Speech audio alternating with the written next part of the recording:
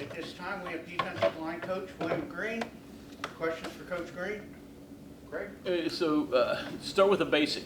William, Will, Bill, what do you normally go by? Some people call me William. William? Some people call me Willie.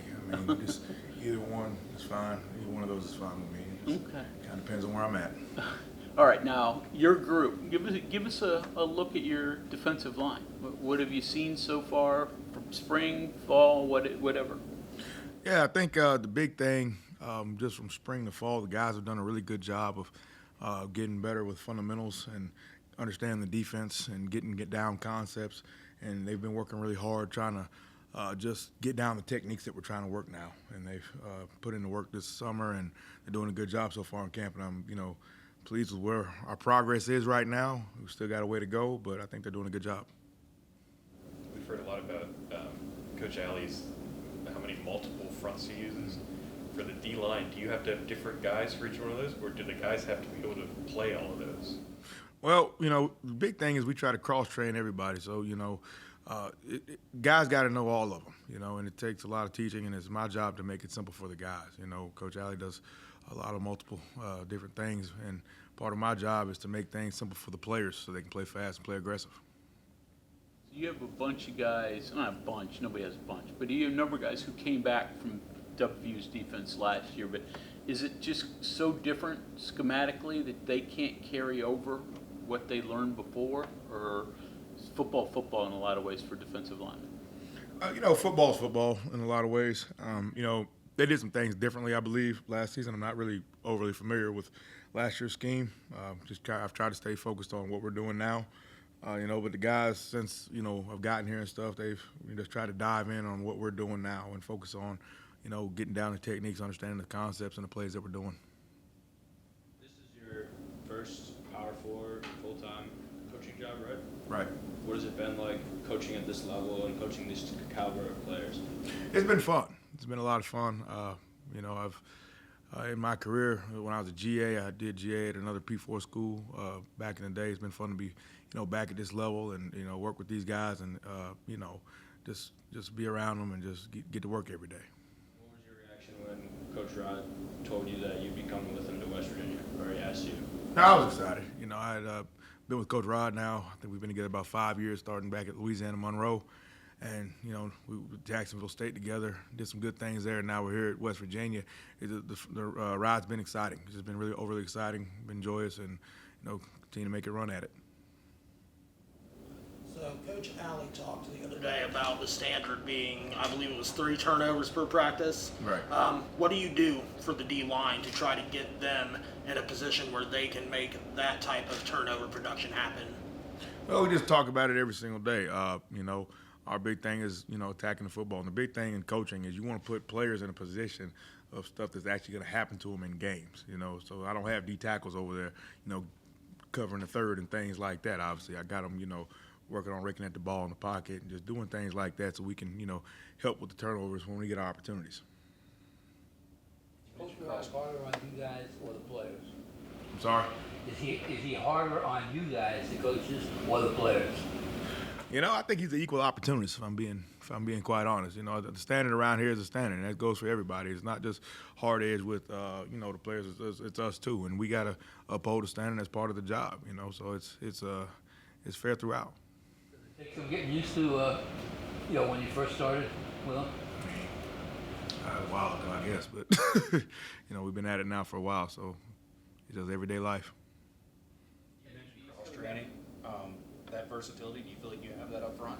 You like what you guys I do in certain spots, yeah. So, we're able to move some guys around and do some different things and just kind of, have guys do different stuff. And it's good to be able to have that depth and be able to do that.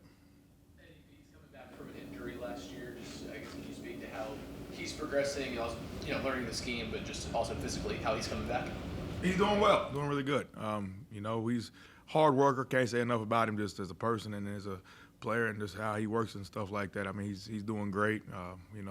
Enjoy coaching him, love having him in the room and being a leader for the guys. There's always questions about depth, but how do you employ that? Are you looking to be able to substitute in the middle of the series? Are you thinking about rolling one or two guys different when the series starts? And I know you mentioned the cross training, so you can move people across the front. Do you have a kind of a preferred tactic you like to use there? Yeah, my tactic's kind of just, whatever we need that week. It's just kind of based on the team, because everybody can be different, right? So you just try not to just get locked into one thing. So just depending on what we need to win, that's kind of what we do. We just kind of, whatever it takes to win that week, that's what we're going to do. Do you have a ceiling on the number of snaps you'd like to see from a lineman, or is, again, that different? Some guys are able to go longer. Yeah, I don't really have a hard ceiling on it. I just kind of, like I said, just, try to get guys in the best position and figure out where we can put guys and so they can be successful and we can be successful as a team. A lot of that can go toward how many guys you roll in. Maybe you don't have 9, but if one guy can play 2 spots, then he takes up 2. Do you start thinking of a number and how to get there? Do you start like, all right, we can cross-train these guys and get to a number? Like, where do you begin, or do you even see the finish line? Oh yeah, I mean, you always, when you come in, you look at, okay, who can do what, what guys have what skill set, and who can, play a 3, play a 5, play whatever, just play multiple positions. So you always look at that, and I think it helps you build depth. And if you can cross train multiple guys, it gives you even more depth. So we're always looking at that, always evaluating and trying to figure out best ways to put guys in position to be successful. And then you guys are active in the portal, adding players. Right. Through your lens, are you looking for is it height, length, is it explosion, power, experience? I don't know. How do you go about it? All the above. I think you're looking for the best player that you can possibly get that can help you win a football game. I think sometimes you get locked in. I gotta have whatever, but we just try to get the best players we can and play as hard as we possibly can. I know you mentioned you kind of change maybe game to game to give yourself the best opportunity to be successful in the D-line, but when you're going league to league, changing conferences, does the training and preparation change for your group at all, or is it kind of football? It's football. I think football is football. I know, we're in a new conference and everything else, but one thing I know about football is still called A gap, B gap, and C gap. So, we keep preparation the same, and bring our lunch pail every single day. Does going against a high-tempo offense like Coach Rodriguez runs in practice, how does that benefit you feel like your defensive lineman in terms of conditioning and getting used to being on the field in the game? I think it gives us a big upper hand. I really do. I think it, practicing gets the tempo and stuff, gets us in shape.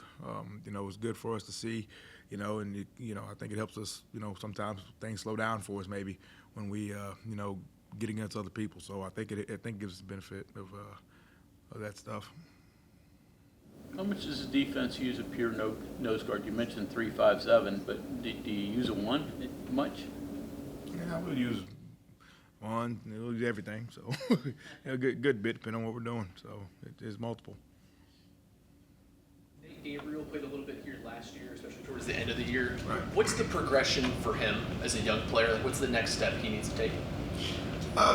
Nate is a guy I've been pleased with as far as how he worked through the off season and just how he kind of changed his body and things of that nature. I think the next kind of step for him is just, being able to take the next step in his production and, being able to find a leadership role on the team and just being a guy people can count on and consistently and just be one of the core guys on his team. Hammond Russell, he's played a lot of games, got a lot of experience. Where does he fit with you guys? Ham's doing a real good job being a senior. Actually, he was the first guy I talked to when it got announced I was coming. So we had a good talk and things, and he's done a good job trying to be a leader for us and just being somebody that the guys can look to, to do things. I mean, he's stepped up in that regard, and I don't know what he was like when he was younger, but he's been awesome since we've been here.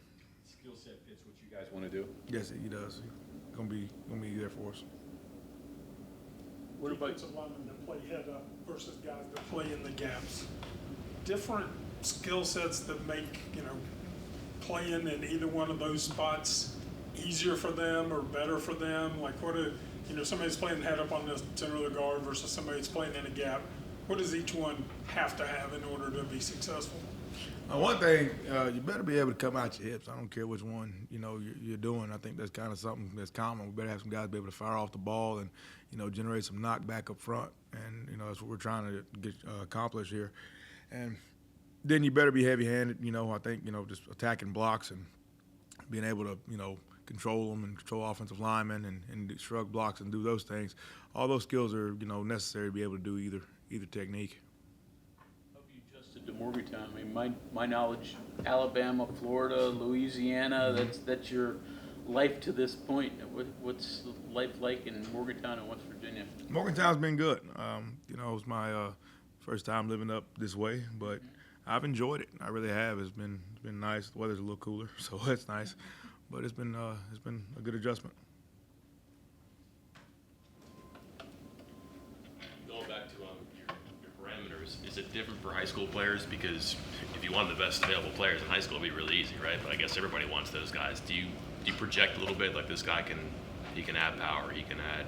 Right. Yeah. Recruiting, especially with the high school kids, you're always, trying to see, all right, this kid's might be 17. You're looking at him on tape right now, right? And then you got to see, all right, what's he going to be as an 18, 19-year-old, kid once he's on campus. So you're always making a projection. That's just, just kind of common in recruiting.